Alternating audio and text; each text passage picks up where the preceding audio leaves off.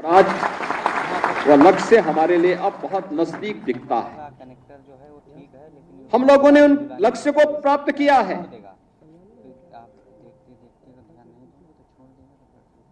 बहनों और भाइयों, पिछले 7-7.5 वर्ष के अंदर नियुक्ति की जो प्रक्रिया में पारदर्शिता और सुचितापूर्ण तरीके से कार्रवाई आगे बढ़ी है, क्या आज से 7-7.5 वर्ष पहले क्या यह संभव था क्या? और उस समय जिस प्रकार की अराजकता थी, आप सोचो कि हम लोग 6.5 लाख से अधिक सरकारी नियुक्ति प्रदेश के युवाओं को देते हैं। इन युवाओं ने अपनी ऊर्जा और प्रतिभा का लाभ प्रदेश को दिया है। आज जब हमारे पास मैन पावर की कमी पूरी हुई, तो यही प्रदेश जो देश के विकास का बैरियर माना जाता था, आज सरपट तरीके से दौड़ता हुआ दिखाई दे रहा है। और यही प्रदेश जो बैरियर था, आज देश के विकास का ग्रोथ इंजन बना है। यही प्रदेश ग्रोथ इंजन बनकर के उभरा है। आज से 7.5 वर्ष पहले यह प्रदेश देश की 7वीं बड़ी अर्थव्यवस्था के रूप में जाना जाता था, कि अर्थव्यवस्था में 7वें नंबर पर थे। आज यही प्रदेश नंबर 2 की अर्थव्यवस्था बन चुका है। और मेरा यह मानना है कि नियुक्ति की प्रक्रिया जितनी पारदर्शी होगी और जितनी निष्ठा और ईमानदारी के साथ नियुक्ति हो रही है, उसी निष्ठा और ईमानदारी के साथ अगर हर कार्मिक कार्य करने लग जाएगा, तो अगले 3 से 4 वर्ष में उत्तर प्रदेश देश की नंबर 1 की अर्थव्यवस्था होगा। नंबर 1 की अर्थव्यवस्था का मतलब हर हाथ को काम होगा, हर चेहरे पर खुशहाली होगी, हर बेटी सुरक्षित होगी, हर व्यापारी का सम्मान होगा, अन्नदाता किसान प्रसन्न होगा और समाज में चारों ओर खुशहाली होगी। और उस खुशहाली को लेकर के ही डबल इंजन की सरकार कार्य कर रही है, बिना भेदभाव के कार्य कर रही है। 2017 के पहले जो लोग प्रदेश में लूट खसोट मचाए थे, आज जब उनके सपनों पर पानी फिर चुका है, तो अब टीपू भी चले सुल्तान बनने। सपना देख रहे हैं, सपना देख रहे हैं। आपने देखा होगा ना, आज से 8-10 वर्ष पहले एक धारावाहिक आया था, मुंगेरी लाल के हसीन सपने। सपना देखना, वैसे भी इन लोगों को सपने ही दिखाई देते हैं। सपने देखने की इन लोगों की आदत रही है, क्योंकि तब जब जनता ने इन्हें अवसर दिया था, तब उन्होंने प्रदेश के युवाओं के भविष्य के साथ खिलवाड़ करने में कोई गुरेज नहीं की थी। पहचान का संकट खड़ा किया था, पहचान का संकट खड़ा किया था प्रदेश के सामने, युवाओं के सामने, व्यापारियों के सामने, यहां के उद्यमियों के सामने। और इन युवाओं के भविष्य के साथ खिलवाड़ किया था। आज तो मैं देख रहा था,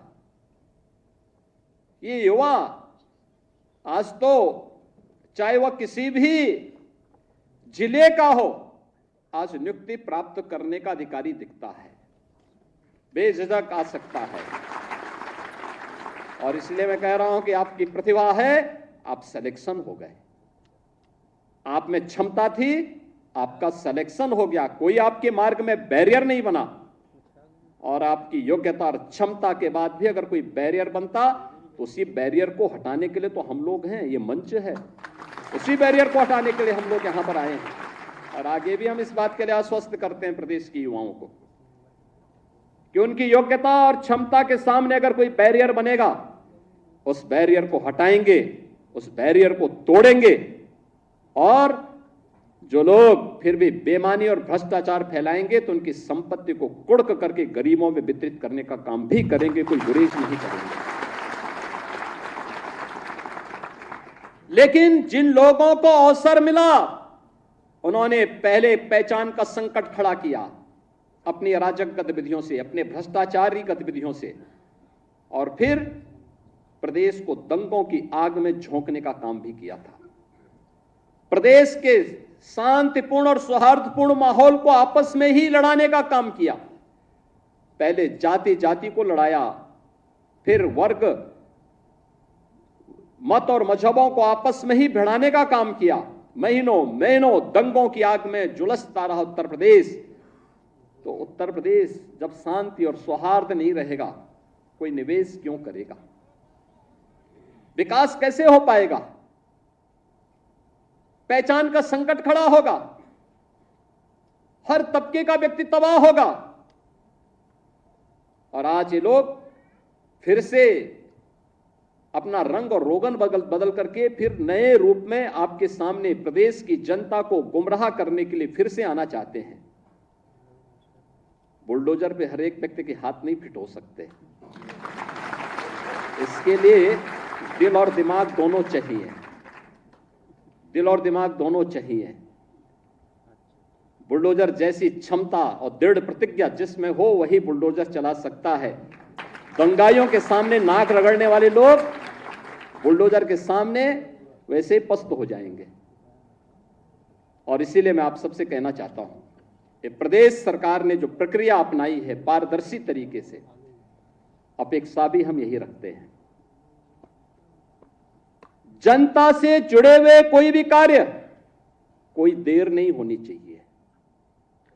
ईज ऑफ लिविंग के लक्ष्य को प्राप्त करना, ईज ऑफ डूइंग बिजनेस जब हम लोग आए थे, यानी व्यवसाय की सुगमता जब हम लोग आए थे 17 में 14वें नंबर पर उत्तर प्रदेश था। आज हम अचीवर स्टेट हैं। 1 और 2 की लड़ाई में उत्तर प्रदेश आज आगे बढ़ रहा है, तेजी के साथ आगे बढ़ रहा है। हमने रिफॉर्म किए, प्रदेश को आगे बढ़ाया। आज परिणाम था, जिस उत्तर प्रदेश में कोई निवेश करने नहीं आता था, 40 लाख करोड़ रुपए के निवेश के प्रस्ताव उस उत्तर प्रदेश को प्राप्त हुए हैं। 40 लाख निवेश के प्रस्ताव का मतलब सीधे सीधे 1.5 करोड़ नौजवानों को नौकरी। अनुमान करिए, पहले कोई निवेश करता नहीं था, जो उद्योग थे वे अपना बंद करके भाग रहे थे।